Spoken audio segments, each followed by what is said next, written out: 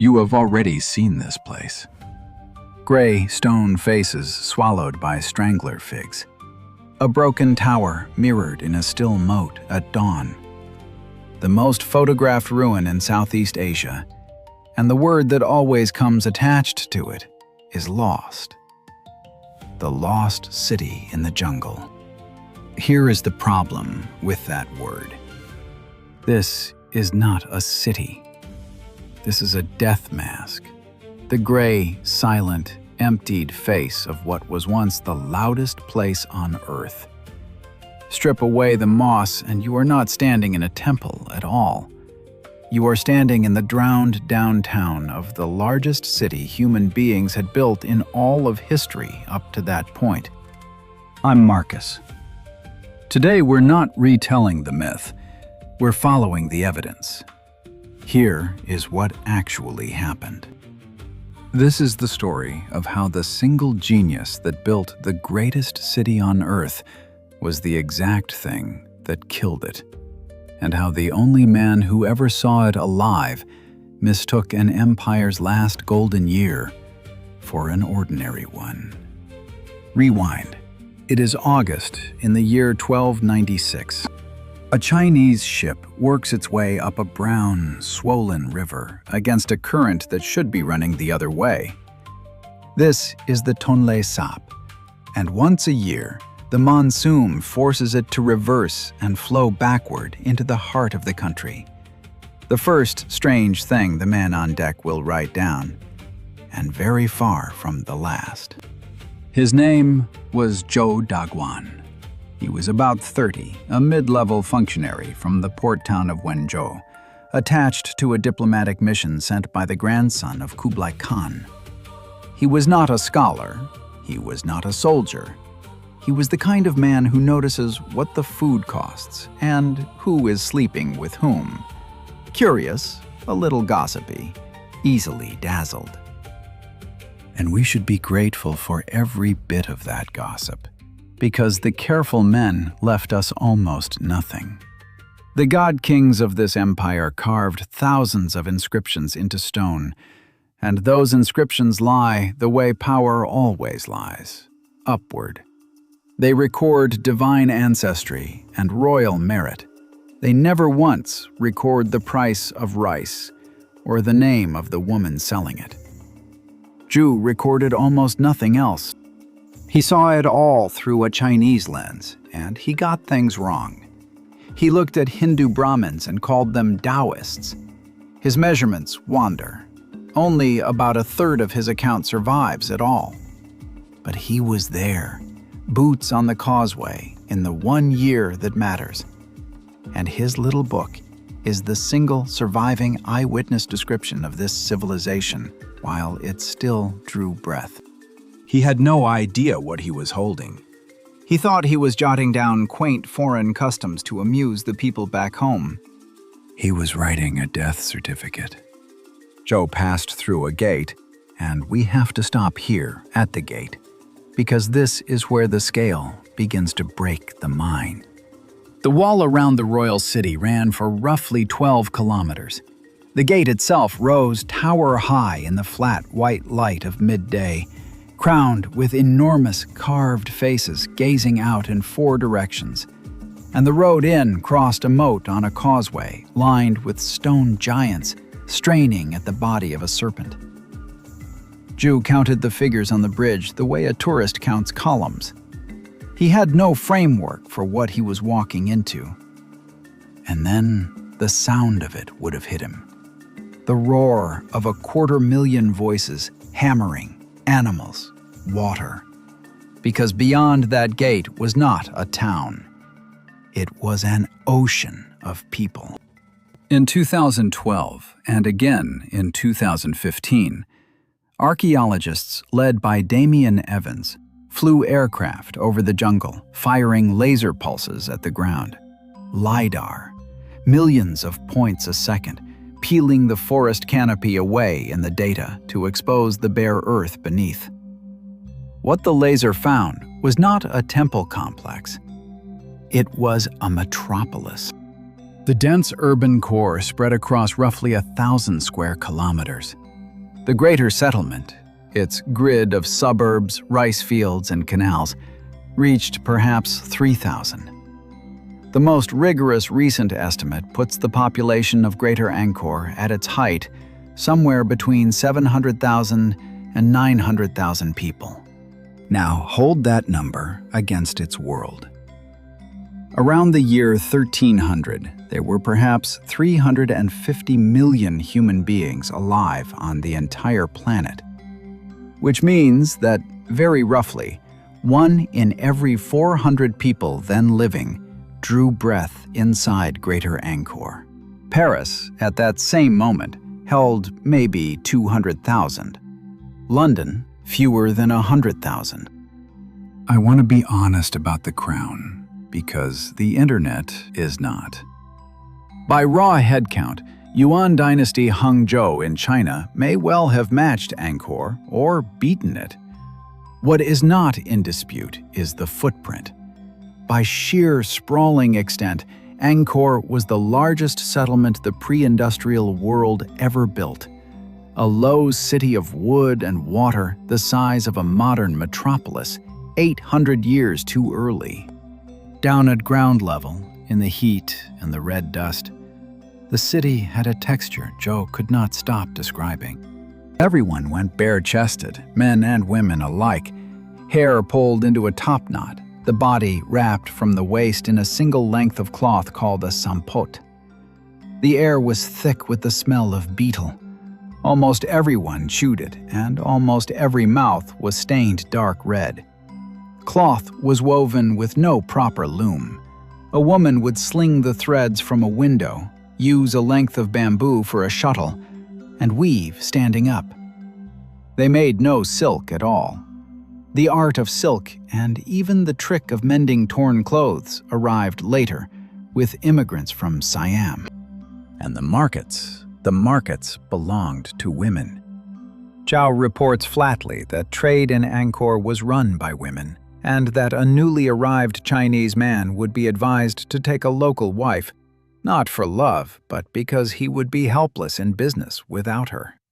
Sit with that a moment. In the year 1296, when in Zhao's own country, a respectable woman's place was behind a wall.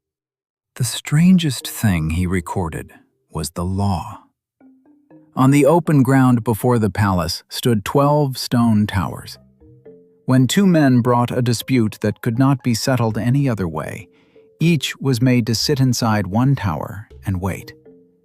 Within a day or two, the story went, the guilty one would sicken, break out in fever or in sores, while the innocent stayed well. Heaven would judge between them. Those towers still stand. We call them the Prasat Swar Prat. And to this day, no one is entirely certain that is what they were for. Then there was the king. When the god king came out of his palace, the whole city performed.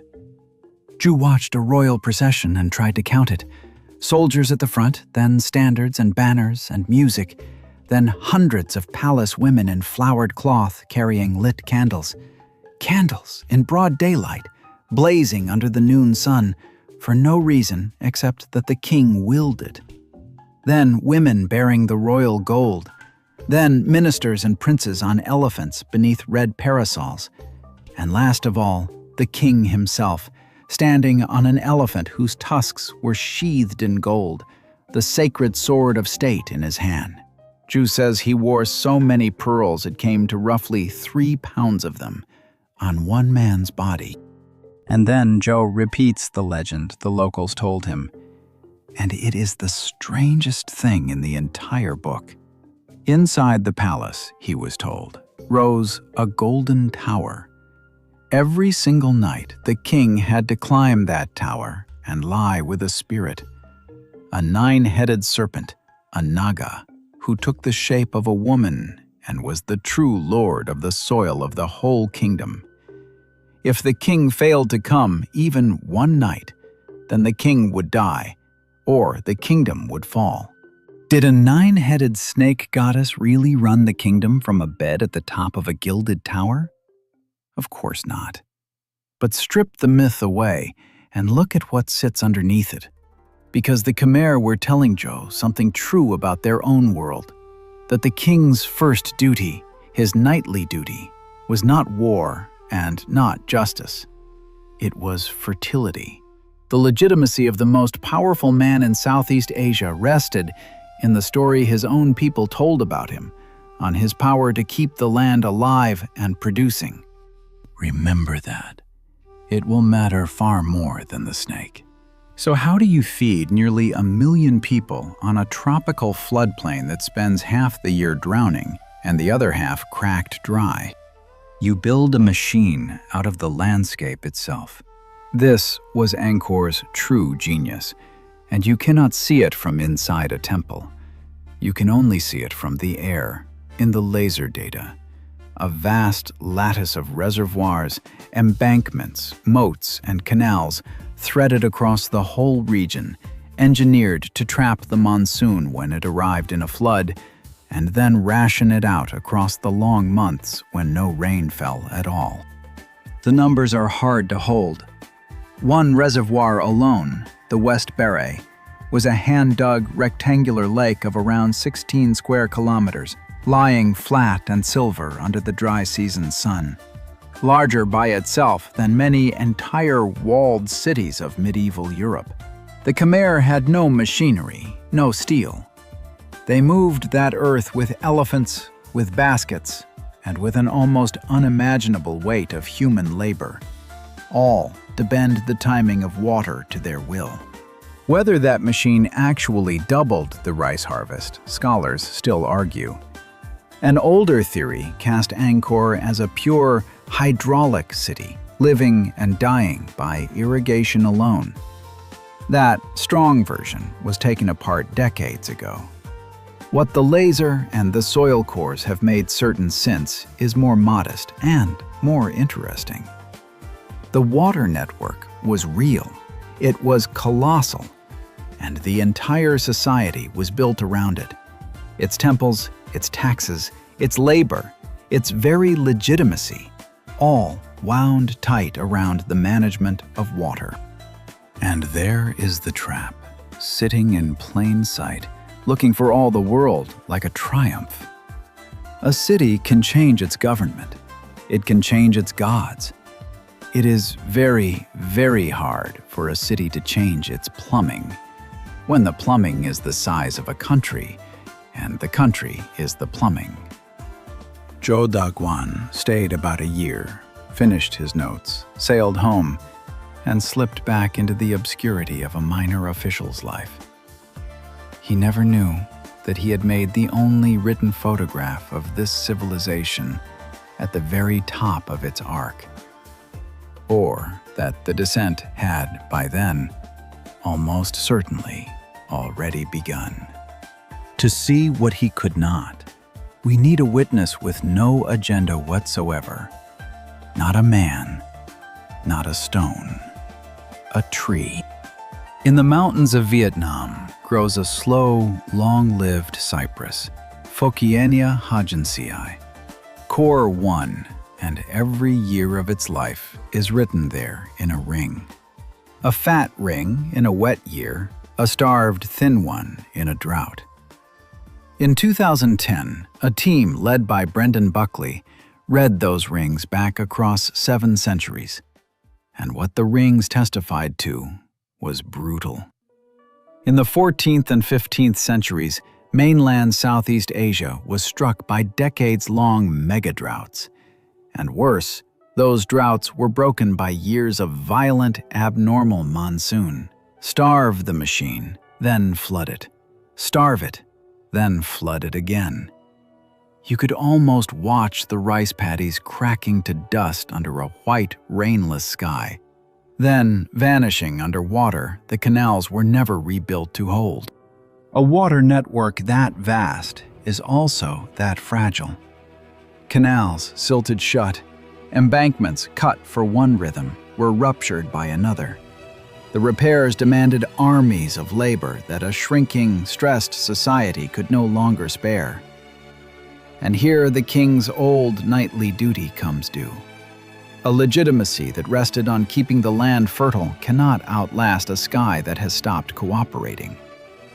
When the water failed, the whole logic of the place failed with it. So people did the rational thing. The elites began drifting south and east towards smaller cities on the Mekong, closer to the booming sea trade with China, a trade that no longer needed a giant inland water empire to reach it. And the famous ending, the Siamese army of Ayutthaya sacking Angkor in 1431, the single sword stroke that killed the city? The excavation sites tell a far quieter story. There is no layer of sudden catastrophe, no city frozen in a single day of slaughter. The raid happened, and Angkor's role declined after it. But it landed on a capital that was already hollowing out, already losing its long argument with the rain. The sack was not the murder. It was the death notice for something that had been quietly bleeding out for 100 years. Here is the last myth to bury, and it is the biggest. That the city was lost, and that a French naturalist named Henri Mouot discovered it in 1860, hacking through virgin jungle to stumble upon temples no living soul remembered. None of that is true. Angkor was never lost. The Khmer never stopped coming. The great temple at its heart had quietly become a Buddhist shrine, and saffron-robed monks walked its galleries for centuries without a break. A Portuguese friar wrote of it in 1586. A visitor in 1668 called it a Rome of the East. Mouhot did not discover Angkor. He was simply its most famous tourist, a latecomer to a place that had never once been empty of prayer. What physically survives is the stone, the 5 towers of Angkor Wat, the great, serene faces of the Bayonne, the moats still holding their water level and bright. What does not survive is everything Zhou actually saw. The gold leaf, the painted wood, the lead-roofed palace, the bare-chested crowds, the candles burning at noon. The gray you photograph today is the skeleton. Zhou saw the body while it was still warm. And the deepest thing Angkor left us is not a ruin at all. It is a warning, and it is a recent one. The same researchers whose lasers finally mapped the city are the ones who point out that its shape, vast, low, sprawling, utterly dependent on one engineered system, is the shape of the modern megacity. We, too, have built brilliant machines of water and power and food, machines that work beautifully right up until the climate they were built for stops showing up. Angkor did not die because its people were foolish. It died because they were brilliant, because they built a perfect answer to a question the sky then quietly changed. That is the paradox at the heart of the largest city the old world ever raised. The genius that built it was the genius that doomed it. And the one man who ever walked it alive believed he was simply passing through an ordinary year. Tell me in the comments, if the very thing that made your city great were also the thing that could destroy it, would you see it coming? Or would you, like Zhou, write it all down and call it an ordinary day? See you among the ruins.